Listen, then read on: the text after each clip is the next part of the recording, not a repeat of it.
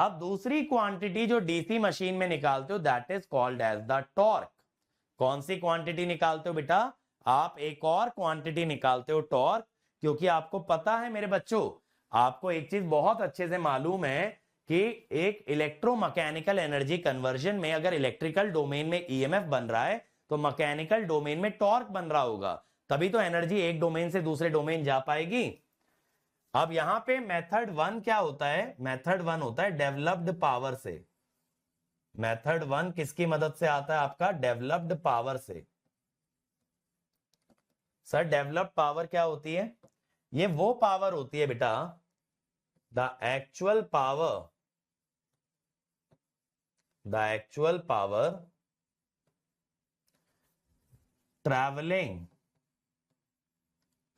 traveling from one domain to the other, traveling from one domain to the other,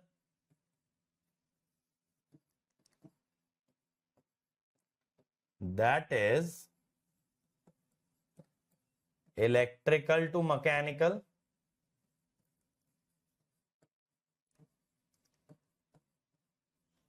and vice versa. जो power आपकी electrical से mechanical या mechanical से electrical आती है उस पावर को कहते हो डेवलप्ड पावर।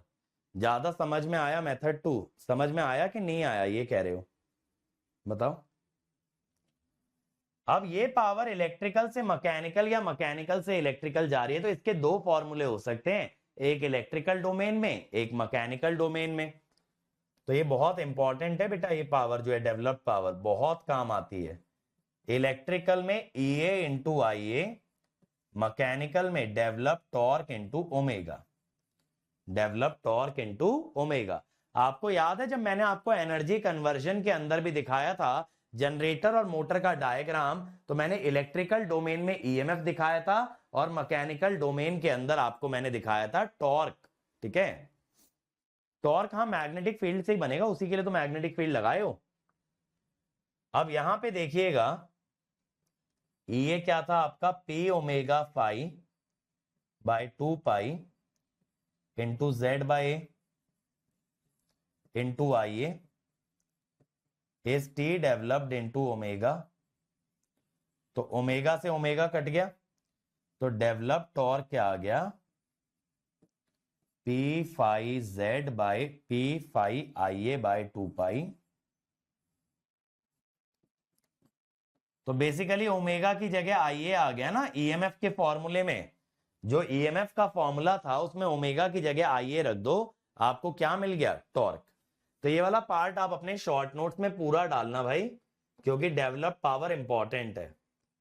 तो एक्चुअली कौन सी पावर एक डोमेन से दूसरे डोमेन में जाती है, डेवलप पावर जाती है। याद रखिएगा सिंक्रोनस के लिए भी, इंडक्शन के लिए भी, जो पावर आपका इलेक्ट्रिकल से मैकेनिकल या मैकेनिकल से इलेक्ट्रिकल जाती है वो आपकी डेवलप्ड पावर कहलाती है। ठीक है, अब दूसरा मेथड बेसिक EMT से हम कहते हैं force on a conductor, force on a conductor in a magnetic field. अब समझ रहे हो, मशीन पूरा का पूरा EMFT के लॉज पे आधारित है। IA बाय A, कंडक्टर में तो करंट IA बाय A जाता है ना भाई, कंडक्टर में करंट कितना जाता है, टोटल करंट बाय A। तो इतना फोर्स लगेगा हर एक कंडक्टर पे। अब टॉर्क, टॉर्क होता है बेटा R क्रॉस F, तो आप R मल्टीप्लाई कर दीजिए।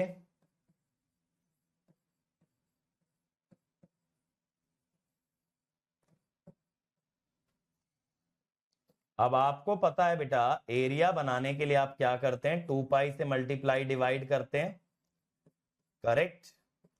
अभी जैसे आपने पीछे किया था 2 पाई से मल्टीप्लाई डिवाइड कर दिया। अब आपने क्या किया था बेटा, फिर पोल से मल्टीप्लाई डिवाइड किया था, याद है, पोल से मल्टीप्लाई डिवाइड किया था। और ये जो 2 पाई RL बाय P बना था ये क्या था? ये एरिया पर पोल था। ये क्या था?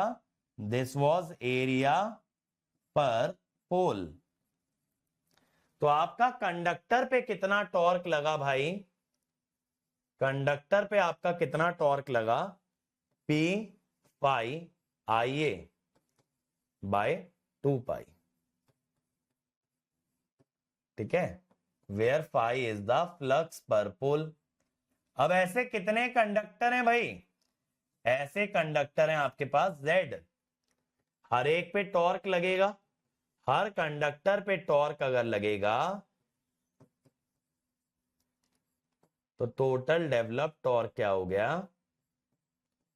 P phi IA by 2 pi into Z by A। ठीक है, अब ये मत कहना सर सीरीज में तो Z बाय A ही थे। भाई सीरीज पैरेलल इलेक्ट्रिकल में देखते हो, मैकेनिकल में थोड़ी। मैकेनिकल में हर एक पे टॉर्क लगता है तो आपका टोटल टॉर्क ऐड होते जाएगा। आप ये थोड़ी कहोगे कि Z by A conductor series में तो उनका टॉर्क ऐड करो, बाकियों का ऐड मत करो। तो EMF के लिए करते हैं ना, क्योंकि सीरीज में वोल्टेज ऐड होती है, पैरेलल में वोल्टेज ऐड नहीं होती। लेकिन टॉर्क में ऐसा कुछ नहीं है, टॉर्क तो सभी का ऐड होगा भाई।